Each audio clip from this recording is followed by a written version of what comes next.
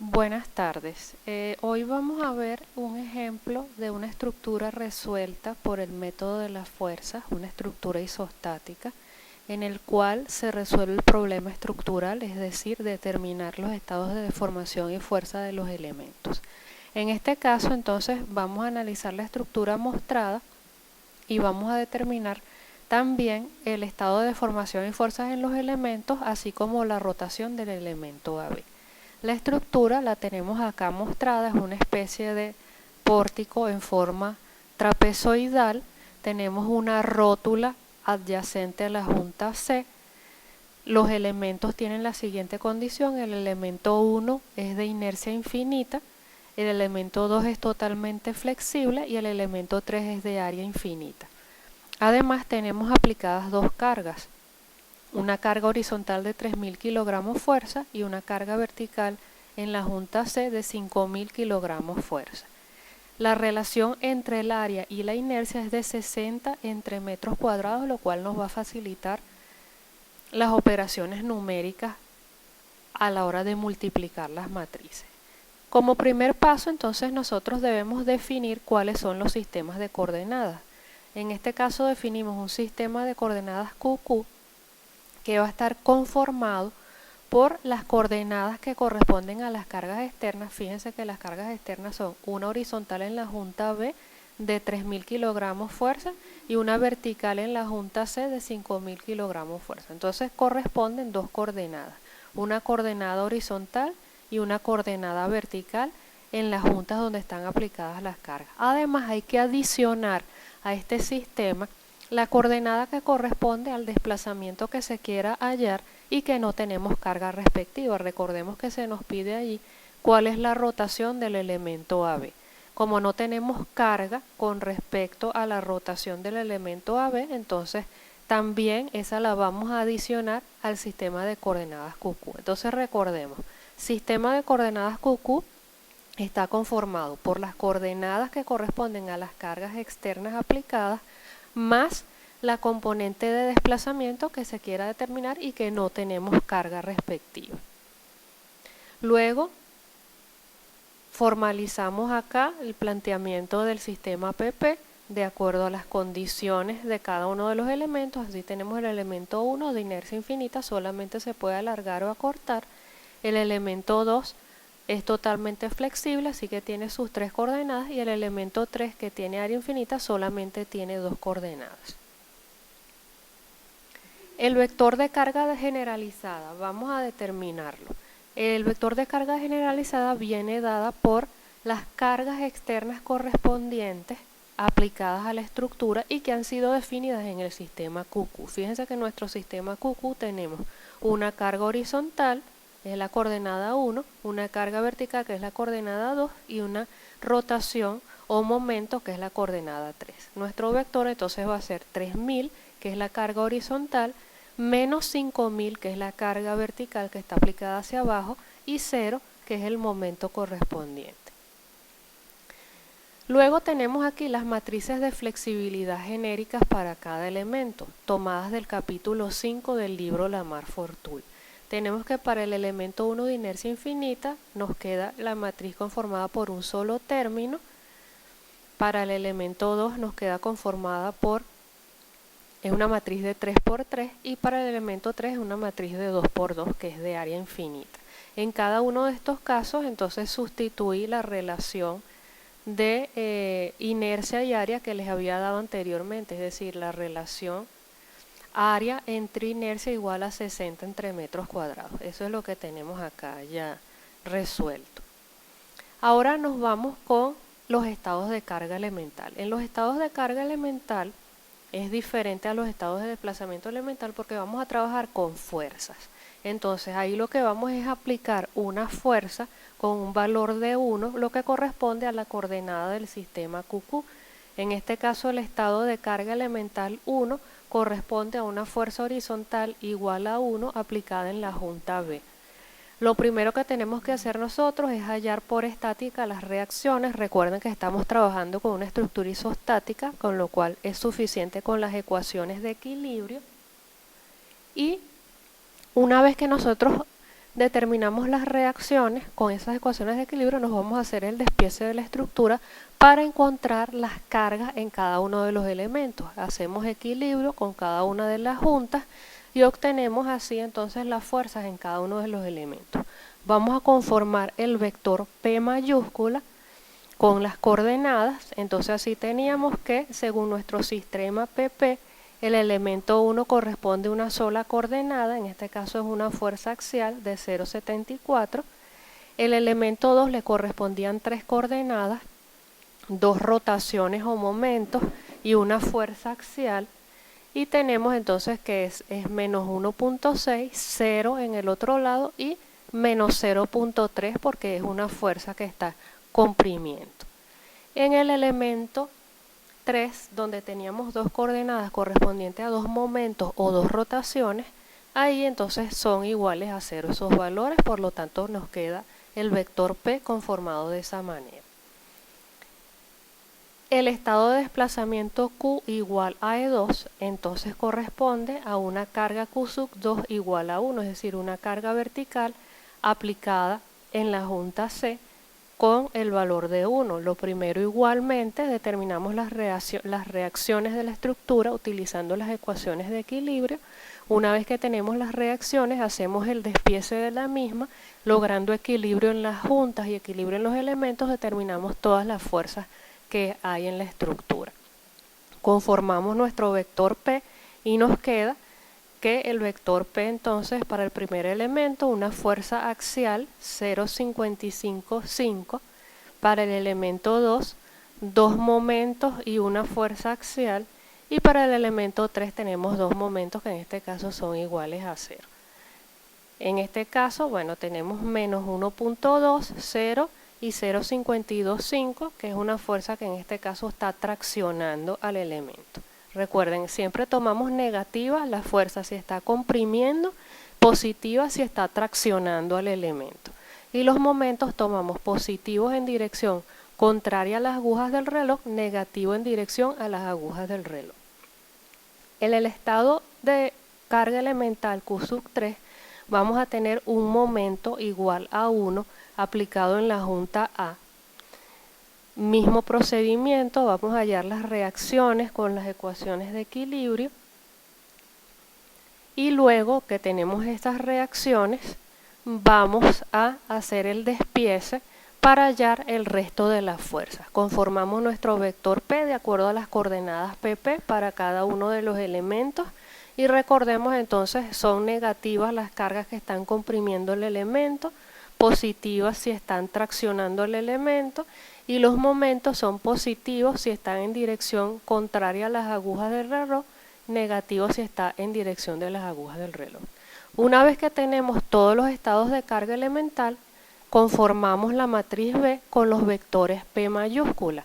Los vectores P mayúscula, como tenemos aquí, es lo que va a conformar cada una de las columnas de esa matriz B o matriz de equilibrio. Obtenemos la matriz F con el producto B traspuesta F minúscula por B y lo hacemos elemento por elemento. Así tenemos entonces para el elemento 1, B traspuesta 1 por F1 por B1 nos da este resultado.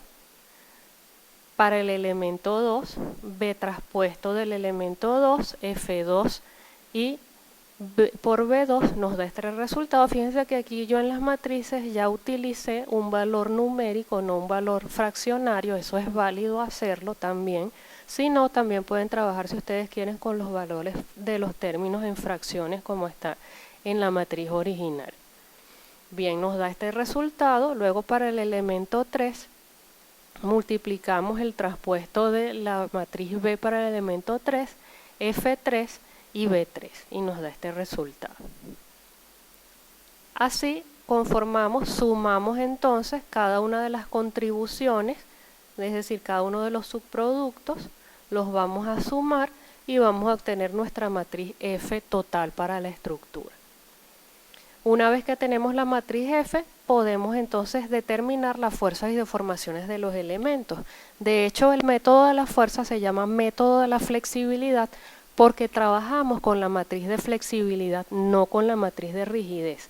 al contrario del método de los desplazamientos que sí la usa. Y aquí las coordenadas importantes son las coordenadas en el sistema QQ, las coordenadas Q mayúsculas, es decir, lo que corresponde a las fuerzas. Vamos a determinar fuerzas y deformaciones. Entonces determinamos en primer lugar los desplazamientos del sistema QQ, es decir, el vector Q minúscula, a través de la fórmula F, matriz de flexibilidad total, por el vector Q mayúscula. Multiplicamos acá, sustituimos esa matriz F total por el vector Q mayúscula y vamos a obtener entonces nuestro vector Q minúscula de las deformaciones correspondientes a, los desplazamientos correspondientes al sistema QQ. Así vamos a tener Q sub 1, un desplazamiento horizontal, Q sub 2 un desplazamiento vertical y Q sub 3 una rotación. En este caso Q sub 3 corresponde a una rotación en el elemento AB tal como lo hemos planteado en el sistema. Luego tenemos, para determinar las fuerzas en los elementos, vamos a utilizar la fórmula donde multiplicamos la matriz B por el vector Q mayúscula. Lo hacemos también elemento por elemento, B1 por Q, obtenemos este valor, B2 por Q obtenemos este vector y B3 por Q obtenemos este vector. Totalizamos y entonces agrupando cada una de las coordenadas obtenemos el vector P mayúscula de las fuerzas, donde vamos a tener para el elemento 1 una fuerza axial, para el elemento 2 vamos a tener dos momentos y una fuerza axial y para el elemento 3 vamos a tener dos momentos. Para las deformaciones, es decir, P minúscula o el vector P minúscula, vamos a usar la fórmula F minúscula, es decir, la matriz de flexibilidad individual de cada elemento, por el vector P que acabamos de obtener, el vector P de la fuerza. Multiplicamos entonces elemento por elemento, F1 por P1, vamos a obtener este valor. Para el elemento 2, F2 por B2, obtenemos un vector de 3 filas de 3 términos y para el elemento 3 obtenemos también un vector de 2 términos. Luego los resultados correspondientes los agrupamos en un solo vector, elemento 1, elemento 2 y elemento 3, y estas van a ser las deformaciones en cada uno de los elementos. Bueno, por cierto que me falta aquí agregar, aquí va por 1 entre E y sub 0. Muy bien. Luego, como último paso tenemos obtener las fuerzas restantes en los elementos. Entonces lo que hacemos es sustituir los valores obtenidos en el vector P mayúscula en cada uno de los elementos. Por ejemplo, obtuvimos para el elemento 1 una fuerza axial de menos 555, quiere decir que está comprimiendo, entonces la vamos a escribir acá. Una fuerza axial del elemento 1 que está comprimiendo de 555. Luego tenemos para el elemento 2 un momento de 1200 positivo, quiere decir que va en la dirección contraria a las agujas del reloj, y en el otro extremo un momento igual a 0.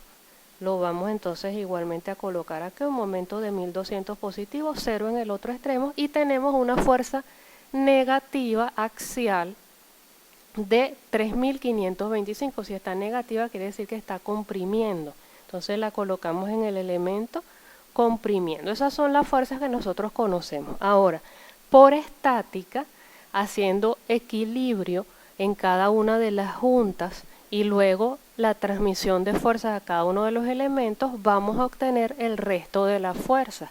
Entonces el resto de las fuerzas que solicitan a cada uno de los elementos de la estructura. Eso lo hacemos entonces utilizando, recuerden que es una estructura isostática, lo hacemos utilizando las ecuaciones de equilibrio. Hacemos equilibrio en las juntas, también fíjense que colocamos las cargas externas para poder hacer equilibrio.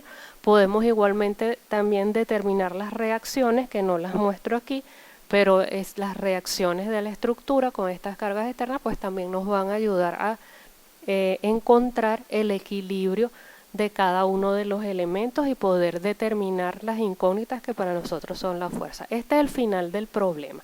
Entonces, recapitulando, vamos a ver los pasos que debemos seguir para resolver la estructura utilizando el método de las fuerzas. Lo que vamos a hacer en primer lugar es fijarnos cuáles son las cargas externas que están aplicadas en la estructura, la geometría de la estructura y las restricciones de deformación que tienen los elementos. Planteamos un sistema QQ de coordenadas que va a estar conformado por unas coordenadas correspondientes a las cargas externas aplicadas y a cualquier otro desplazamiento que se quiera determinar que no haya una carga externa correspondiente. Luego formulamos nuestro sistema PP de acuerdo a las restricciones de deformación de las fuerzas. Conformamos el vector Q mayúscula de carga generalizada con las fuerzas externas aplicadas. Obtenemos las matrices de flexibilidad genéricas para cada elemento de acuerdo a sus restricciones de deformación y empezamos a trabajar con los estados de carga elemental. Recordemos que en los estados de carga elemental entonces los vamos a trabajar con fuerzas en lugar de desplazamientos y en este caso vamos a aplicar una fuerza que corresponde a la coordenada igual a la unidad. Hacemos las reacciones y el despiece de la estructura para obtener el vector P mayúscula en cada uno de los estados de carga elemental. Conformamos nuestra matriz B con los vectores P. Obtenemos la matriz de flexibilidad F con el producto B traspuesto FB, haciéndolo para cada elemento. Determinamos las fuerzas y las deformaciones en los elementos con esta serie de fórmulas. En primer lugar, los desplazamientos correspondientes a las coordenadas QQ, Q igual a F por Q, luego las fuerzas, P igual a B por Q, y finalmente las deformaciones, P minúscula igual a F por P mayúscula. Finalmente, ya para terminar el ejercicio, obtenemos el resto de las fuerzas en los elementos haciendo uso de las ecuaciones de equilibrio y de la estática. Muy bien, entonces espero que este ejercicio les sea de mucho provecho y bueno, luego lo vamos a aclarar nosotros en nuestra conferencia correspondiente.